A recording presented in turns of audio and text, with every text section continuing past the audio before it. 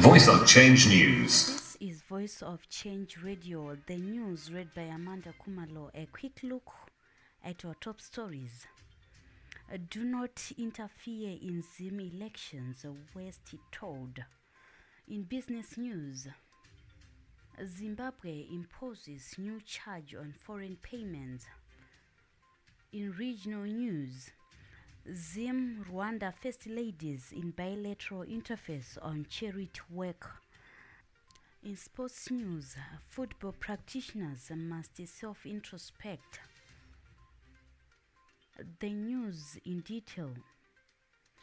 Without undue interference from foreign forces, Palestine is confident that Zimbabwe will hold free and fair elections that will pass the credibility test. Zimbabwe is expected to hold its harmonized elections on 23 August, and yesterday, a Palestine delegation led by its ambassador to Zimbabwe, Mr. Tema Al-Masri, paid a courtesy call on the ZANU-PF leadership at the party headquarters in Harare. The delegation comprised the Palestinian International Cooperation Agency, PICA, group of trainers who are in the country to train and provide technical capacity building to local journalists as the nation seeks to foster professionalism and responsible reportage ahead of the 2023 polls. Zimbabwe and Palestine share common objectives, and both nations are under attack from the Western world. A total of 16 clinic projects in Binga District, Matabele North Province, are at various stages of implementation as the Second Republic steps up efforts of leaving no one and no place behind in its development agenda. Since coming to power in 2017, President Mnangagwa has been at the forefront in terms of driving economic growth and development in Matabeleland. Last year, President Mnangagwa announced at a star rally in Siabua Business Center in Binga that the government under the Second Republic is committed to develop Binga, which for years has been lagging behind in terms of development. The projects which the government green-lighted for implementation included the rehabilitation of roads, construction of a vocational training center and a new border post, setting up of a nursing school at Binga Hospital, and the refurbishment of the hospital mortuary. The government recently completed the rehabilitation of the Binga airstrip. The Second Republic interventions under the stewardship of President Mnangagwa have, in consistency with the National Development Strategy NDS1, continued to be centered on scaling up the implementation of key projects, with priority being on completing the ones which had stalled for years. In his post-cabinet briefing yesterday, the acting Minister of Information, Publicity and Broadcasting Services, Dr. Jennifer Muskwere, said tremendous progress has been made in the implementation of transformative projects in Binga. Meanwhile, Zimbabwe and Belarus are two countries that are suffering under the yoke of illegal Western economic sanctions, have joined hands to remove the obstacles caused by the punitive measures and uplifted their citizens from poverty to prosperity.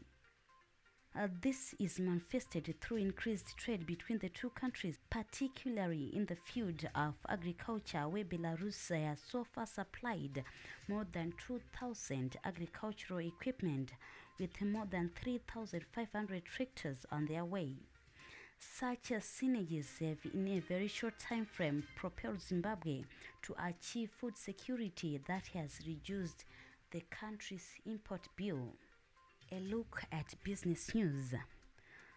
All outward payments from Zimbabwe to any foreign country for the next 6 months will attract a 1% charge, up to a maximum of $50,000 as part of measures gazetted by President Mnangagwa yesterday to stem the loss of value of the local currency seen in the past few months.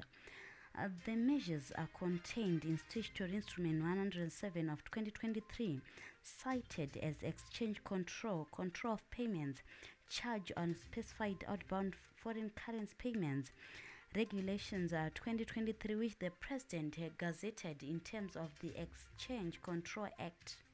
The 1% charge is paid by all banks and similar institutions, including mobile money transfer agencies, paying someone outside the country.